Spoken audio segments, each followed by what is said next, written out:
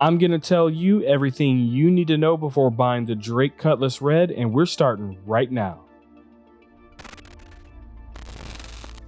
Hello and welcome aboard your Drake Interplanetary craft. Your systems are online. Welcome to a Star Citizen's Buyer's Guide. What's up, citizens? This is SubliminaL here, and today we'll be discussing the features, functions, and benefits of the Drake Cutlass Red.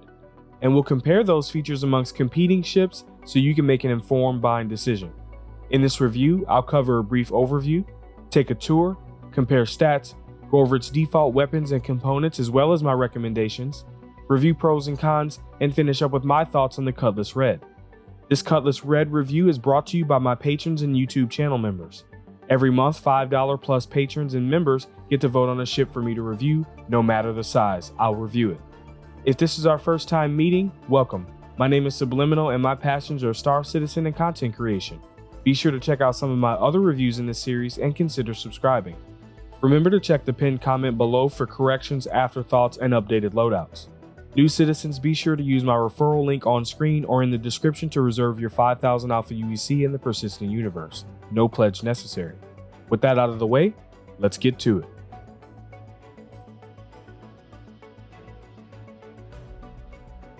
The Drake Cutlass Red is an emergency response and support ship with a comprehensive medbay, long-range radar capabilities, and a suite of defensive weapons. More than just a top-flight emergency responder, the Cutlass Red is a highly regarded support vessel for hazardous combat, recon, and exploration. With the ability to retrieve fallen squad mates and a full onboard auto dock, a single visit to the medbay will ensure that you will always be pulled back from the brink of death. Drake Interplanetary is a human spacecraft manufacturer headquartered on Borea. They design, manufacture, and sell spaceships in the Star Citizen universe. Their ships have a characteristically robust and geometrical design that utilizes many low-tech materials. Drake's target group also includes militias and pirates. The former CEOs Jan and John Dredge cultivated the outlaw image from the beginning for the company, which raised controversies about Drake's responsibility for pirate-related crimes. The Cutlass series includes the Red, as well as the medium fighter Black and the patrol variant Blue that is scheduled for release in the upcoming 3.10 patch. As of today, the Cutlass Red is for sale and upgrade on the Pledge Store for $135. This month it is available as a loaner for Centurion and Imperator subscribers. It is also available as a loaner for Endeavor owners. The Cutlass Red is not available for sale in-game with Alpha UEC, nor is it available for rent. Now that you know a little bit more about the Cutlass Red, let's take a tour. This buyer's guide is brought to you by my Locations of Stanton collection over on Display. Any purchase made supports the channel, and for every purchase, Display will plant a tree in places that need it the most. Click the link in the description. If you'd like to skip this tour, the timestamp is on screen and in the description. I have turned on the emergency lights. I hope this isn't annoying for you. On the top, you'll notice the turret from the Cutlass Black has been replaced with a NAV E7 Echo scanner that extends the range of its radar systems. The portside wing has two gimbaled size 2 weapons, a distortion repeater below, and a laser repeater up top. The starboard side is identical to the port side.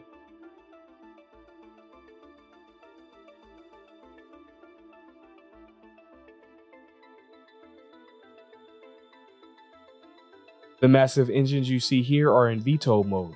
This now works independently from the landing gear. Around the rear we have the cargo hold.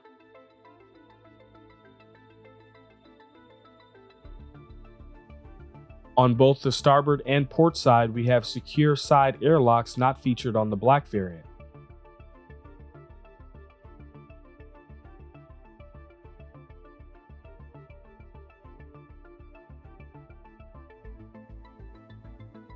Let's go through the rear entrance.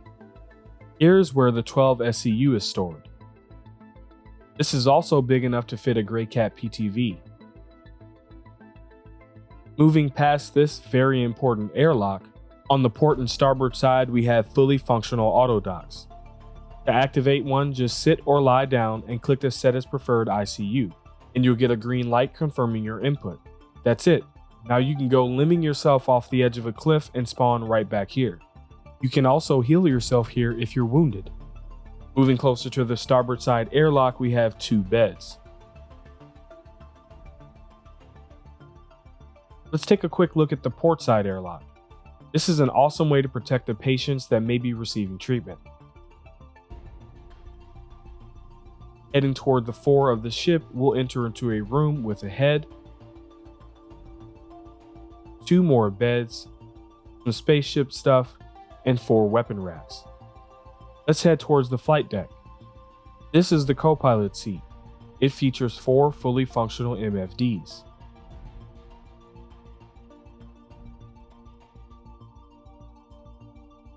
Entering into the pilot seat, we see that the HUD has not been updated to the building blocks UI that we see in ships like the Gladius. The pilot has 6 MFDs, a radar, and annunciator panels. The Cutlass Red has 2 flight modes, regular flight and VTOL or vertical takeoff and lift.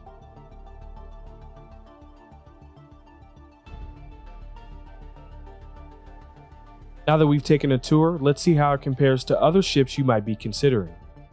For comparison, I've selected 10 ships, a starter, some multi-crew, and some dropships. The Google Sheet document with the data is linked in the description. The Cutlass Red weighs in at over 225,000 kilograms and ties in 6th place with the Cutlass Black. It fits in at 36 meters in length and ties in 3rd place with the Cutlass Black again.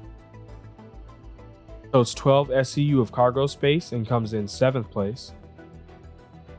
It has a max crew size of 2 and ties in 8th place with the Prowler. It carries 2,500 quantum fuel units and ties in 3rd place with most of the ships on this list. It cruises by with an SCM speed of 138 meters per second and comes in 2nd place. It speeds by in a hurry with a max speed of almost 1,200 and comes in 1st place. It steers in with a maximum yaw pitch of 50 degrees per second and ties in 4th place with the Cutty Black and Valk. It boasts a total HP of over 16,000 and comes in last place. It blasts its way in with a default pilot DPS of almost 1,600 and takes 5th place. The Cutlass Red does not have a manned turret. The Cutlass Red does not have missiles, and the Cutlass Red is not available for purchase with Alpha UEC. Now let's talk about its stock weapons and my recommendations. Under each wing, the Cutlass Red has 2 gimbaled size 2 weapons, and on top it has 2 more gimbaled size 2 weapons. Under each wing, we have a gimbaled size 2 DR Model XJ2 distortion repeater. I will swap them out for 2 size 2 Scorpion GT215s.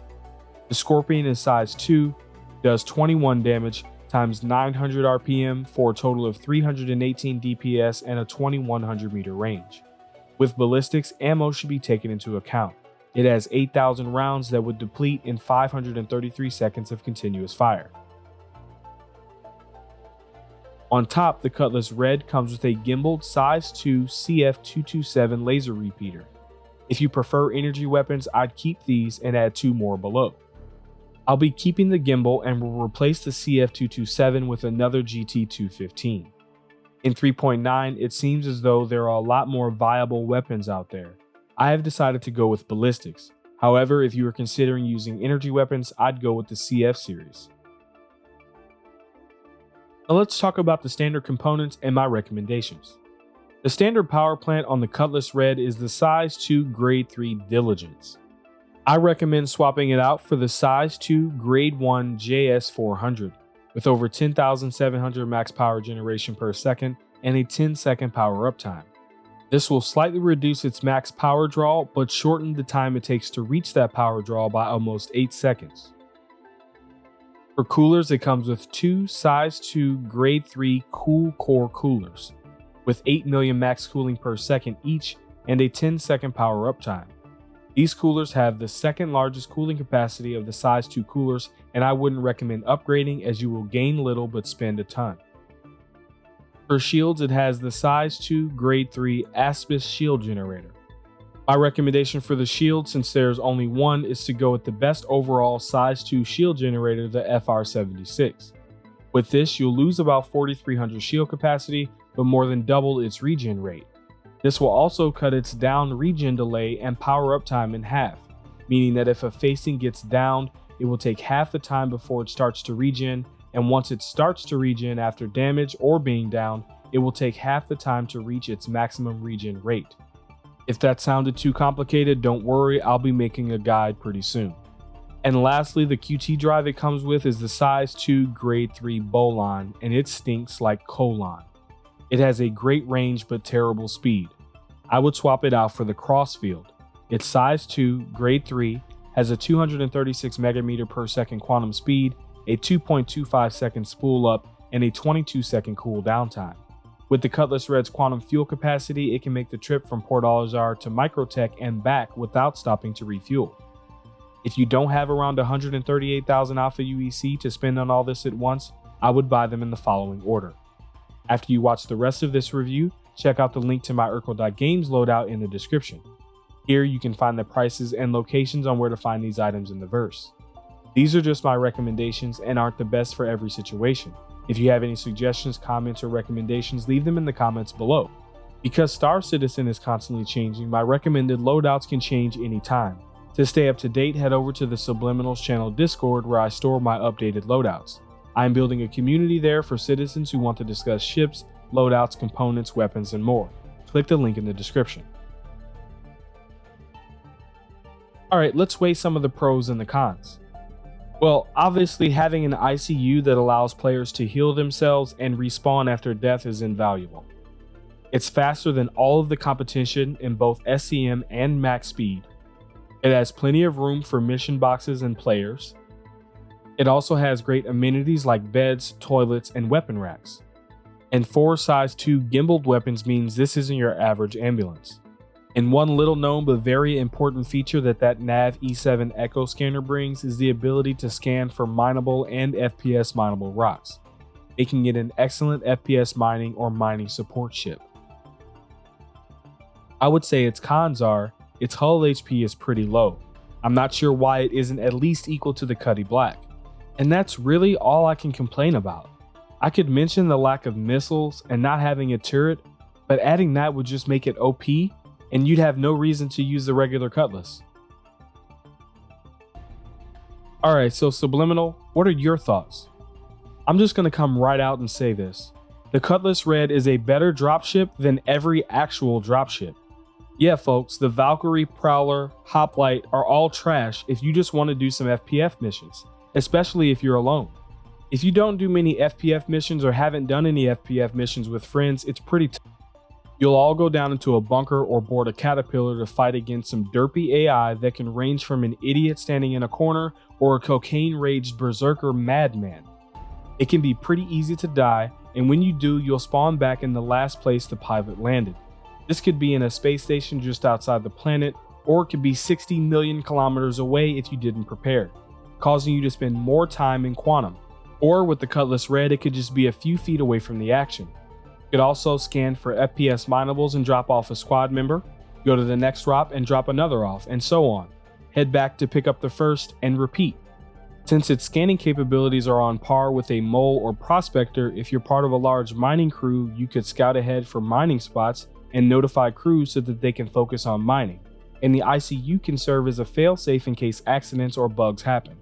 I'm sure with more time, I could find a ton of practical ways to use the scanner or the ICUs.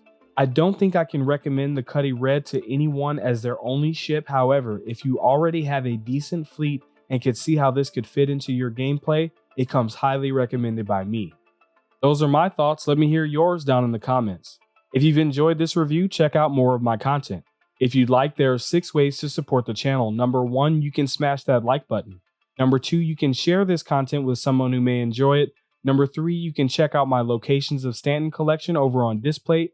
Number 4, you can subscribe and turn on notifications by clicking the circle here.